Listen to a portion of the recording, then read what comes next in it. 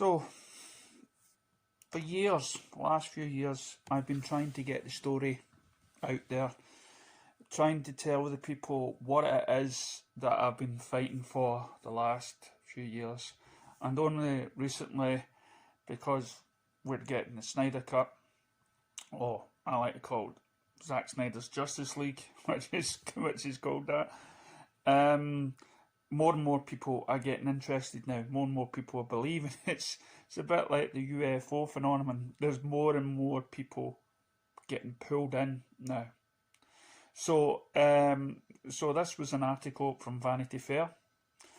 I've not read it, but my feeling is it's going to be close to the overall truth. It's going to be non-biased, especially when you have a title called Justice League, the shocking, exhilarating, heartbreaking true story of the Snyder Cut. So, let's begin. A demoralising battle with Warner Brothers, a devastating personal tragedy, a fan base he couldn't control. Zack Snyder tells Vanity Fair why he quit Justice League and why he returned to complete a cut that reached near mythical status. Zack Snyder, the director of Justice League, has never seen Justice League. His name is in the credits in the filmmaker, but he's never sat through the version released to the world 3 years ago. His wife Deborah, who produced the movie, advised him not to. In late 2017, months after the couple cut ties with the superhero epic, amid an increasingly demoralising battle with Warner Brothers, Deborah Snyder sat in the screening room on the studio lot alongside Christopher Nolan, one of the movie's executive producers, as well as the director of the Dark Knight trilogy. She braced herself as the lights went down. It's a weird experience, she says now. I don't know how many people have had that experience. You've worked on something for a long time, and then you leave, and then you see what happened to it. What happened to Justice League was a crisis of infinite doubt. A team of executives who lost faith in the architect of their faltering comic book movie empire, and a director in the midst of a family tragedy that saped him of the will to fight. Joss Whedon, a director from another universe, the Marvel Cinematic one, left the Avengers after 2 movies and crossed over to comics rival DC, picking up Justice League not where Snyder left off, but remaking it significantly with extensive rewrites and hurried reshoots, just as the studio demanded. On November 17, 2017, the team up between Batman, Superman, Wonder Woman, Cyborg, Aquaman, The Flash didn't so much debut in theatres as crash into them. It was sneered at by critics, shrugged at by baffled moviegoers, and all but disowned by those who created it. Whedon has since been accused of unprofessional and abusive behaviour on set. The director declined repeated requests for a comment. He left his name off the movie except a claim shared writing credit with Chris Terrio, who had written Snyder's previous instalments, 2016's Batman vs Superman Dawn of Justice. Publicity, everyone close to the movie practiced their smiles and rehearsed their taking points in the hopes of doing no further damage to the project. Not that it helped much. The movie earned $657 million globally, which sounds like a lot of money until you consider the nearly $300 million budget, including the reported $25 million for Whedon's reworking, plus a conservative estimate of $100 million to $150 million in marketing costs.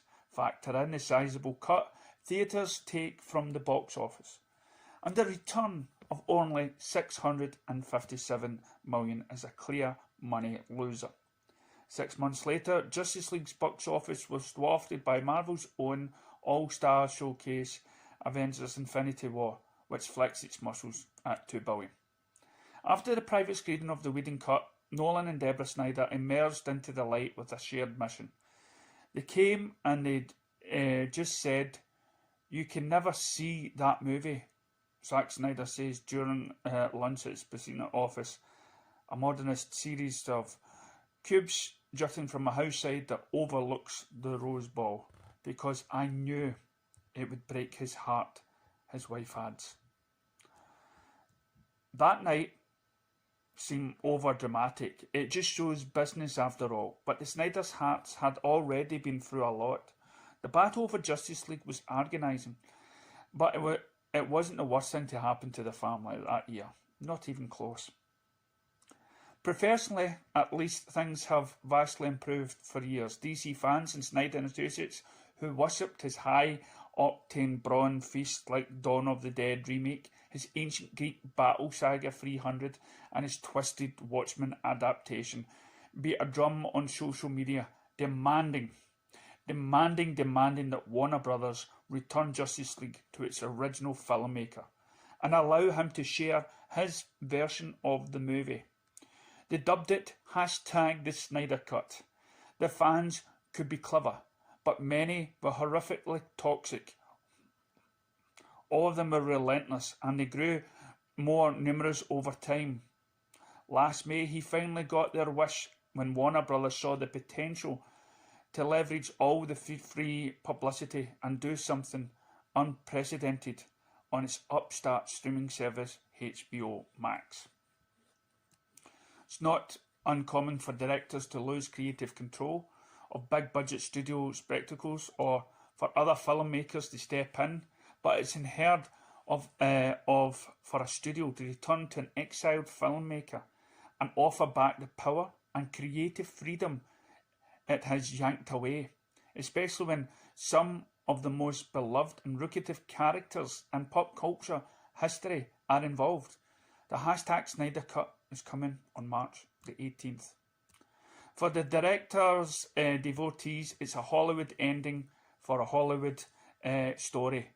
But for the true devastating thing that happened to Zack Snyder and his loved ones in 2017, there can be no fix, no do-over.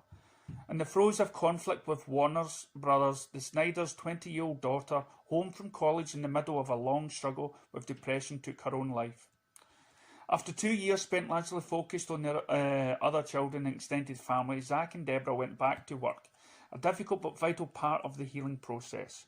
When they spoke to Vanity Fair for this story, they were completing Army of the Dead, a zombie-filled heist extravaganza that will launch a new multi-pronged franchise for Netflix, as well as restoring Zack's original vision for Justice League.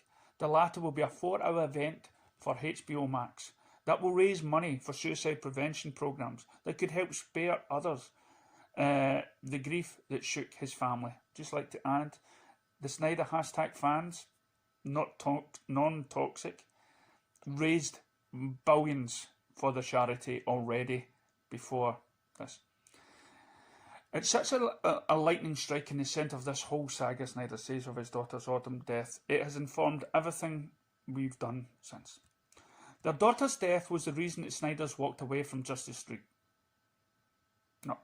Realising their fight and spirit was needed at home with the other children and with each other rather than a losing battle with a powerful studio, now she's the main reason he decided to come back. At the end of the movie, it says for Autumn, Snyder's sitting in the shadows of a darkened editing suite. Frames from the movie frozen on the screen around him when he talks about his daughter. The otherwise scrappy and brilliant 54-year-old filmmaker always looks away. Without her, this absolutely would never happen. Zack and his then wife, Denise Weber, adopted Autumn when she was 1, a little over 1.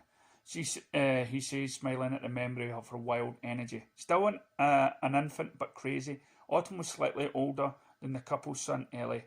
They had two more children before they divorced. Snyder had 2 sons with line producer Christine Ellen before marrying Deborah, his long-time producing partner in 2004, with whom he adopted 2 more children. The filmmaker has often said being an adopted father is one of the reasons he was so invested in the story of Kal-El, a powerful being who became Superman, thanks to the love and care of Jonathan and Martha Kent. More than 3 years Autumn's death, Snyder still slips between the past present tense when talking about her. She's the only dork, he says, of his family. She was the only fan. The rest of them, he shrugs today. Ellie is interested in filmmaking, but Autumn was the only one of his children who matched her dad's kid-like enthusiasm for gods, monsters, aliens and superheroes. She's super creative, he says. She was a writer. She was at Sarah Lawrence to be a writer. Snyder swipes through his phone to show selfie Autumn took in the Letterman jacket worn by Ray Fisher's character in Justice League. A football star horrendously wounded in a car accident and rebuilt by his scientist father into the half-robot warrior cyborg. Autumn had been in therapy and on medications, but the depression remained brutal. She was always wondering about her worth. What is my worth? What am I supposed to do? What am I about? Snyder stumbles on his words, his eyes glassy. The conversation was like, of course you're amazing. What do you mean you're worth? You're more than anything in the world. And she would just be like that, yeah. Snyder says Autumn used writing to vent her pain, to channel it into words that might contain it or explain it. She adored sci-fi. Her main character are always in the battle with things from another dimension, and no one can see, says Snyder. But it's a serious war. And that war was happening to her every day. I think so many people are in that battle, and they smile and nod at you. The fact that a studio had lost faith in Snyder's ability to make Justice League seems mundane and pointless after Autumn's death. It's such a lightning strike in the centre of the whole saga, says Snyder, and in a lot of ways it has informed everything we've done since. The Snyders tried to keep going for 2 months after Autumn's death, finding solace in finishing Justice League.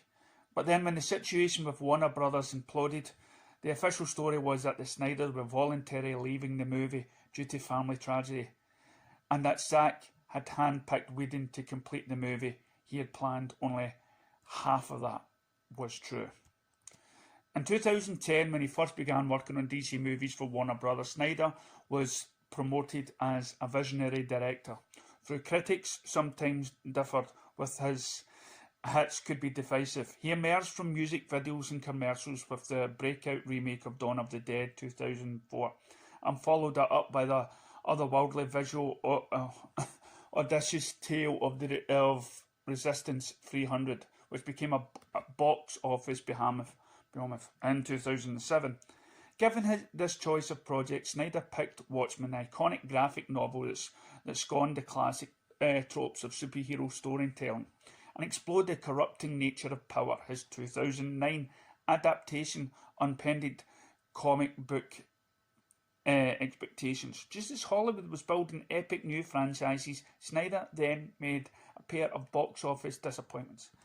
A digitally animated adventure about wearing owls, I liked it, called Legend of the Guardians, and a surreal and some would say sexist action movie, Sucker Punch, before called to take on a legend among legends, Superman. How can Sucker Punch be sexist? Strong women, don't get that. When it debuted in 2013, Man of Steel established Henry Cavill as an object of global thirst, just as 300 had done for Gerard Butler and his washboard abs. Snyder's twist was to present a conflicted Clark Kent rather than the sunny alter ego by Christopher Reeve. Snyder's Superman was willing to kill for what he thought was right, which many long-time fans of the character found reprehensible. And though he still saved the world, he never felt like he truly belonged in it. The studio had hoped for more than $668 million it made at the box office, but Man of Steel fared well enough for Snyder to get another shot, this time bringing Ben Affleck into the universe as Bruce Wayne, BVS, Dawn of Justice.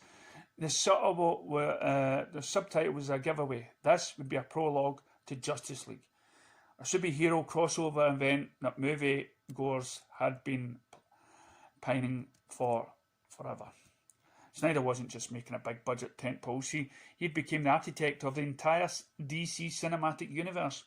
And his casting choices continued to resonate. He chose Gal Gadot to play Wonder Woman, BVS, produced by Patty Jenkins, a standalone movie about the Amazon princess. I remember Gal saying to me, "Zack, I was going to quit the business. I was getting ready to move back to Tel Aviv and start a life there. I was done with Hollywood. I was going to do this one more audition." Then she came in and I was like, that's my Wonder Woman. Now she's the whole world's. As with Man of Steel, Snyder continued to challenge expectations and norms, which sometimes led to pushbacks from the studio and originalist fans. Aquaman, for instance, has always looked waspy in the comics. In casting the role for BVS, Snyder decided to forgo the blonde hair and blue eyes of the comic book hero in favour of the long dark locks and smoky gaze of Jason Momoa, who had come to the audition for Bruce Wayne. He's a Pacific Islander. There's a connection to the sea. What if Aquaman, he remembers thinking, everyone was like you. You're insane. That is not a thing. It became part of a pattern. The studio gave Snyder the power to go anywhere he chose with its most valuable characters, and he also went somewhat other than what they wanted. The director says, still, to his credit, all the recent DC films have used Snyder's universe as a foundation. Even Suicide Squad and Birds of Prey, which takes place in a version of Gotham City. The upcoming Flash film will connect all the DC films by ricocheting through the multiverse universe, with Michael Keaton's appearing along with Affleck's. But harsh reviews for BVS demolished Warner Brothers' confidence in Snyder. Even the director's champions like production head Greg Silverman were worried. When Batman v Superman came out, we did get a negative reaction from the fans. It was disheartening for us all, says Silverman. Now the founder and head of independent content company Stampede Ventures, Zack, had made these movies like 300. That were such crowd pleasers, and that was our job, to make crowd pleasers, and here we have made a movie together and it didn't really please the audience. That is because you cut the film you forced Zack to cut. When Snyder quit, Marvel Studios, whose success exerted so much pressure on the DC team to hit a formula that mirrored their comic book roots, telling stories about relatable, everyday people grappling with sudden phenomenon powers. Snyder's DC universe approached its superheroes from the opposite direction, depicting gods and immortals who are at ease, wielding cosmic strength, but strained to be human and connect to the ordinary world.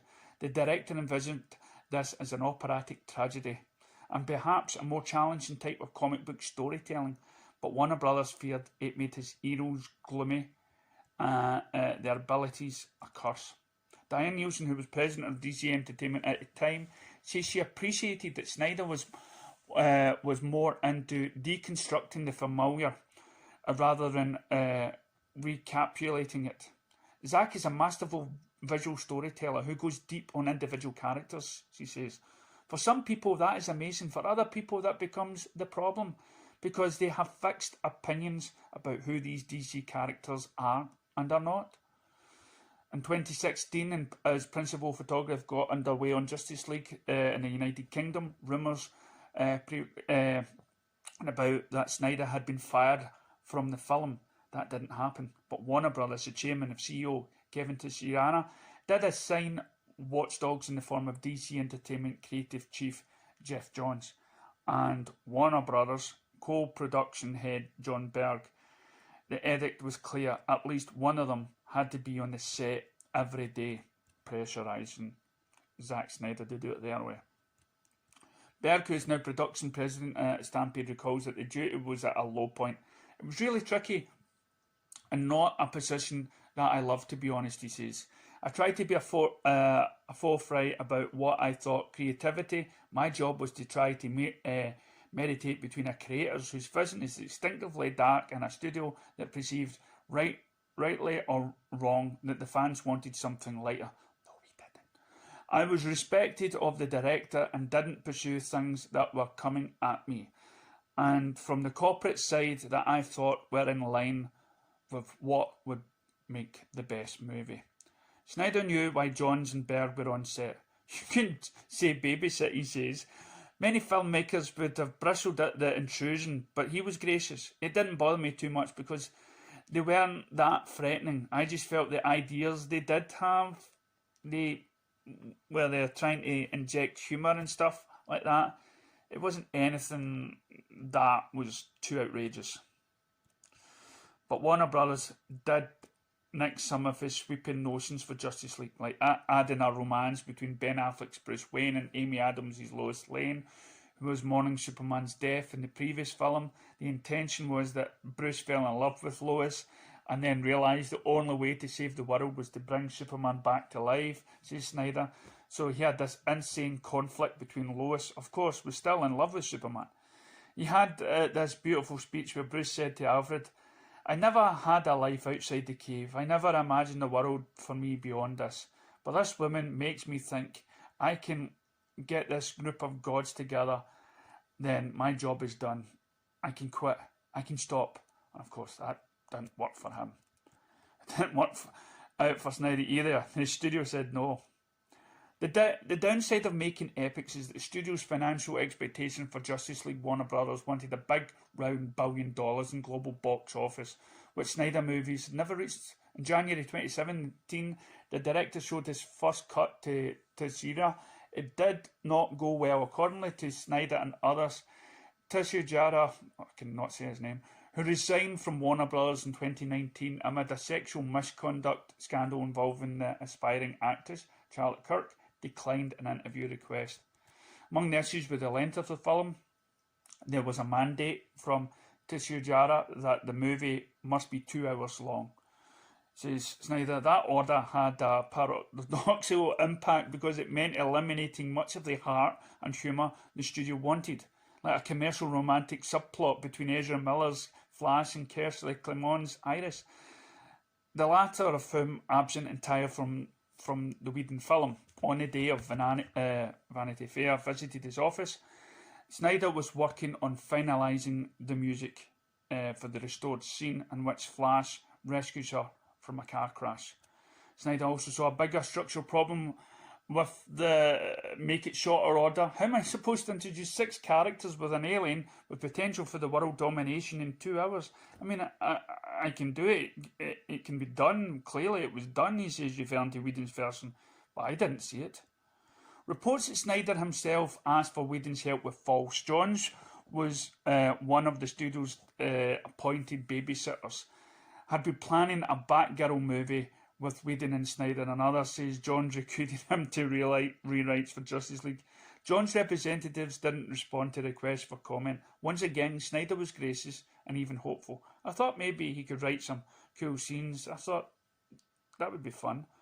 Soon it became clear that Warner Brothers was giving Whedon more and more power. It would not just advise during reshoots, but do some directing himself. Snyder says he only had one conversation with Whedon about the studio's notes, reeling from Autumn's death and finding anguish in their work. Rather than relief, Zack and Deborah quit. He just lost the will to fight in a lot of ways, says Zack. All of us and the whole family were just so broken by losing Autumn that having those conversations in the middle of it really became, I was like, really? Frankly, I think we did the right thing, because I think I would have either been incredibly belligerent or we had just rolled over. One by one, he called members of his casting crew. I remember I was in a movie theatre, coincidentally enough, Ray Fisher said, we know has been fighting against Whedon, said on the Snyder... Coincidentally enough, Ray Fisher said on the set of Snyder's reshoots last fall, I was walking into the MC right in Times Square and I got a call from Zack, and he was saying that he had to deal with stuff with the fam and he was having to step away. I had a trillion questions. My heart sank. Whedon rewrote and reshot about 3/4 of Justice League from what Snyder can gather when fans ask him about details of the movie. What bears his name. He usually has no idea what they're talking about. Worst of all, for Warner Brothers, Whedon didn't exactly save the movie. When he got to see what Joss actually did, it was stupefying, says a studio executives who requested anonymity. Didn't want to be known. The robber on the rooftop, so goofy and awful. The Russian family, so useless and pointless. Everyone knew it. It was awkward because nobody wanted to admit what a piece of shit it was. Justice League opened on November 17, 2017, and oh God, I've lost the place. And been making Cavill had been making Mission Impossible Fallout during the reshoots. Whedon's team had to be digitally erase his mustache in Justice League, which led to a bizarre wrapping of his face. The jokes fell flat, and behind the scenes, some of the cast had revolted. Fisher has publicly claimed Whedon was abusive on set, that Warner Brothers executives enabled his actions. Gadot told the Los Angeles Times that she also had a negative experience with Whedon, which she reports to higher-ups. After concluding the investigation, Warner Brothers announced that remedial action has been taken, though the studio didn't offer specifics. Days before that announcement, HBO, a division of Warner Brothers, parted ways with Whedon on the sci-fi series The Nevers. Fisher continues to clash with the studios and has expressed dismay at the outcome of his investigation. The cast were very loyal to Zack. They were hurting for him, says Nielsen, the former DC president. It would have been a difficult environment for any new director to walk into. I have no doubt about it. But then how Joss chose to handle that is up to Joss to live with that. In the aftermath of Whedon's version, a new narrative arose on social media. Hashtag release the Snyder Cut. Snyder gradually began to encourage the movement, but it was hardly the first thing on his mind. From the time we left, says Snyder, it was not a great year, but we did a lot of stuff with family. It was really important, an important year. The year together became two. After grieving autumn and starting to heal with his family, he began working on Army of Dead, a visual, funny and exceedingly dark smash, and a grabber story about an elite strike team that goes into zombie overrun. Las Vegas retrieve a hidden fortune before the hot zone is nuked. The zombie virus emerges from Area 51, so aliens may be involved too. During the long day interview, Snyder giddily scans through concept art of accompanying animated series of proven vehicles or otherworldly weapons and supernatural beings. He makes suggestions to changes of his team of artists and working remotely via Zoom. Behind him on the wall-length bookshelf, there's a frame with two photos. Autumn and Ellie in their bathing suits as toddlers, beaming with the same smiles as their dad, as he assesses his monsters. The Army of Dead movies is a lot to tackle, and the related prequel and animated series even more all-consuming. Scott, head of original film at Netflix, says it's a chance for to build a world with a filmmakers who's hungry to return. Zack went through some difficult, and I think probably realised difficult. I think it was probably realised, like we all do, it's okay to be vulnerable for those of us lucky enough to know him. And Deborah, he's a very soulful, kind, thoughtful human being. He's got his facade of big action movies and all these bravado things, but there's a sweet kindness to him. At the time of stories of abusive creators, Snyder is anonymally.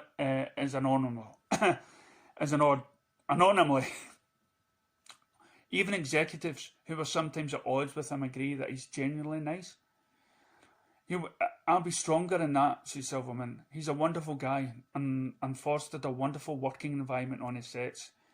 He really valued the crew. He valued the cast. Snyder's movies tend to be about strength and what it means to wield it, but it was inevitably that he eventually not only joined the release the Snyder Cut bandwagon, but began driving it. When Snyder left Warner Brothers, he took his laptop, which was emblazoned with a Justice League sticker. On the hard drive was his original nearly 4-hour version. It was devoid of visual effects, music, and all that fine tuning that make a movie a movie. It was also in the black and white. To him, it was a memento, he thought. We would just show it to random people who stopped by, like our friends or whatever. Rather than fade away, the demand for the Snyder Cut gained momentum. Over the years, groups paid to have single-engine airplanes fly or release the Snyder Cut banner around both the Warner Brothers Studios lot in Burbank and the annual Comic-Con gathering in San Diego. Last year's fans pooled resources to buy a Times Square billboard. A noxious contingent of followers, though, didn't just advocate for the movie, but also used social media to attack people who were critical of Snyder or their cause. Maybe they hoped to silence dissenters, or maybe they were just trolls being trolls. In any case, film journalists with negative takes reported getting swamped with insults. Notice, with negative takes, getting swarmed with insults and even threats. Unfortunately, I think a lot of online fandom and fandom culture is headed in this very toxic direction, says Kelly Donaldson, who writes for Video..com. It is especially strong from Snyder Cut accolades, she adds.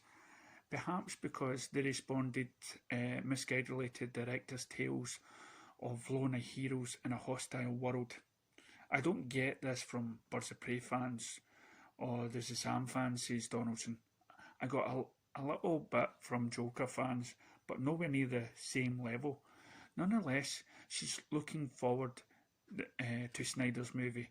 I think 300 is great fun. I think the first 10 minutes of Watchmen are some of the best things any superhero movie has done. Even if she doesn't end up liking the Snyder Cut, she says, I would rather watch one person's chaos than a committee's snooze fest. And can I say, I don't wear what the toxic fans were. These were people that knew about the harm that was happening behind the scenes. And these toxic fans donated money for charities. And there was a lot more positive than there was negative. But again, this is just journalists who were probably too scared to admit that they were wrong and the public was right. Drira Ledmandelli, a clinical psychologist who explores superhero archetypes on the Arkham Season podcast, notes that fans get especially aggressive on social media when they feel they've been denied something. What I have observed in an enduring false sense of ownership, which can manifest as abuse, threats, and strong, intense reactions when a story doesn't go their way. She says fighting for the unseen cut of the film because became a cause in some quarters. The worst behaviour metasized, they're shouting and people are listening to them. Even if it's negative comments, they're getting positive reinforcement to continue down that path. The chosen may have actually held back the movement like looters at an otherwise peaceful demonstration. Snyder cringes at description of the abusive attacks. I 100% think it's wrong, he says. I don't think that anyone should be calling anyone anything. I've always tried to give people in the fandom attention who do good things. November 2019 brought a sustained hashtag push on Twitter, says Snyder. Promoted Godot and Affleck were now calling for his cut to be released too. A few days later, Tommy Emmerich, chairman of Warner Brothers Pictures Group, called Snyder with an offer. Let's try again. A lot of people at the company, myself included, always felt badly that Zack didn't get to finish his vision of this film because of the circumstances, says Emmerich. And so it was a way to make it logistically and financially possible. With HBO Max did and Zack had a willingness to do it, it seemed like a win for everybody. That bit was a lot of rubbish. That's them trying to save face because they knew they did the dirty and a lot of truth was coming out about what happened to Zack. Initially, says Snyder, Warner Brothers just wanted to release the raw footage on his laptop. I was like, that's a no. That's a hard no, he says. And they're like, but why? Can you not just put up a rough cut? Snyder didn't trust their motivations. Nah, I wouldn't. I'll go. Here's why. 3 reasons. 1, you get the internet off your back, which is probably the main reason for wanting to do this. 2, you get to feel vindicated for making things right, I guess on some level. And then 3, you get a shitty version of the movie that you can point at and go, see, that is not that good anyway. So maybe I was right. I was like, no chance. I would rather just have the Snyder Cut be a mythical unicorn for all time. See, he knew that the studio was trying to save face. He wasn't interested in just releasing a film version or a crappy version. If he was going to release his movie, he was going to give fans what they wanted, because unlike the studio, Zack Snyder went on YouTube and talked to the so-called trolls and bad people and actually thanked them in an emotional speech for donating so much money for charity. Snyder estimates that it will cost around $70 million to undo Whedon's redo. For that, HBO Max gets 4 hours of hotly anticipated programming and the Hollywood comeback story of a lifetime. Snyder himself gets nothing. I'm not getting paid, he says. He was paid for the first time, of course. This time, he wants creative control, and forgoing a fee helped. I didn't want to be beholden to anyone, and it allowed me to keep my negotiating powers with these people pretty strong. Fisher, for one, was eager to return. There's not a day that's gone by over the last 3 years I haven't thought about this movie, that I have not sat up at night thinking, what if there was a world where this thing actually does get released? Says the actor sitting on the set in this grey-scale motion capture shoot. I probably should have let it go, but there was so much that we left behind in this version of the film. It's a completely different movie. As for the fan base, the Snyder movement has contributed $500,000 to the American Foundation for Suicide Prevention through donations, sales of merchandise and auction of props. People have been saying, oh, they attack people, says Deborah Snyder, her eyes tearing. But this fan base has saved lives. As much as they wanted something for themselves, they've come together for this amazing cause. They feel so helpless trying to help someone, and you don't know what to do. It's literally life or death, and I felt like we didn't really know where to turn. The director is also rebuilding the story has always envisaged is what invigorates Snyder most. He can go as deep and dark as he likes. He can say to hell with DC's official timeline for characters and let his alternate version of the Justice League story wind up wherever he pleases. He has put Superman in a sleek black suit instead of the iconic blue and red. He's added the Joker, Jared Leto. He has reshot the ending with a hero cameo that will blow hardcore fans' minds and what may be a divisive move. He's also presenting the movie in the boxy 4.3 format rather than the widescreen, so that one day it can be watched on IMAX screens. Some may be irritated by seeing Justice League on HBO Max with black bars on either side. Snyder isn't troubled by that. The director is also learning some deeply personal elements. The movie closes with Leonard Cohen's Hallelujah performed by Alison Krauss, a friend who sang it at Autumn's funeral. It was Autumn's favourite song. Now it's an elegy to her.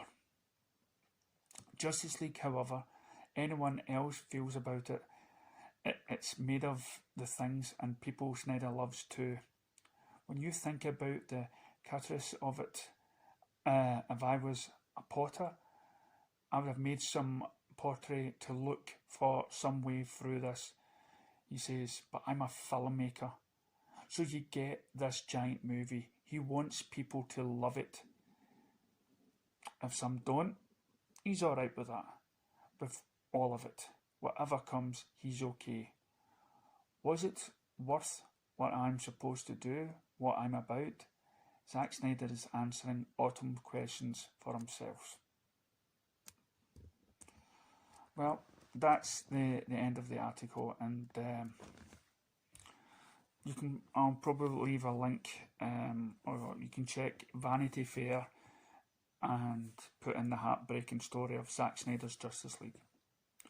I'd just like to add that I have spent so many years talking to people around the world and revealing the hard truth on what happened to Zack, the cast and the crew that was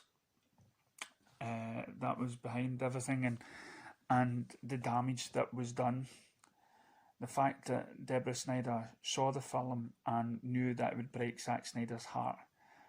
The fact that Warner Brothers basically ruined Zack's film, and then later on tried to say, oh well, listen, we're going to have to save our face here.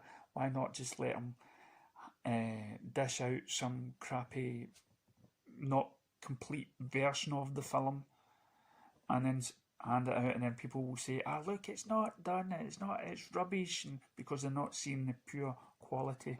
This director was an artist. He wasn't allowed to make his 3 or 4 story epic story that involved the Justice League. So what he has done to the people that has submitted so much money, and he's talked to the fans, and he's given them, if this is his one shot, he's given us a movie that DC fans has so rightfully deserved, and it has changed the way that movies companies will treat fans, and hopefully the cast and the crew, knowing that they will be brought to justice by either the actors or by the people that pay for the tickets for cinema. So I'd like to thank everyone that has been involved in the Release the Snyder movement. It's been 4 years of my life every day, and this goes to show that you have a voice, whether you tweeted something or you just talked to somebody about it. You've spread the word, and you've helped not only the director, not only donating money to a worthy cause, but you've helped giving millions and millions of people around the world justice. Catch you next time.